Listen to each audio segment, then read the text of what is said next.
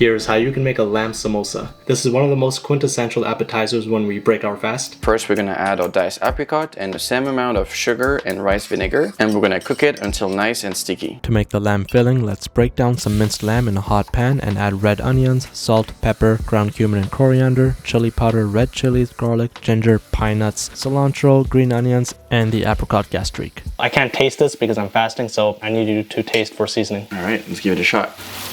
Perfect. Yeah, salt? No? No salt.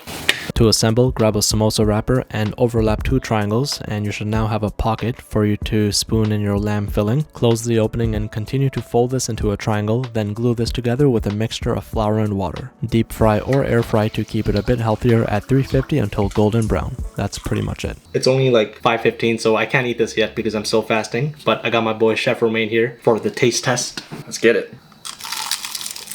That crunch. Yep. That is one of the best samosa I ever had. So many textures, flavors. We have the heat, we have the sweetness. You can also add a little bit of mint chutney to it.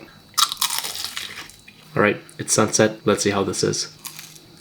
Okay, lamb is probably already my favorite meat, but that apricot gastrique thing is actually pretty cool. It cuts through the richness of the lamb because it's so fatty. I never thought about that combination, but it works really well. I'm giving this a 9.1 out of 10.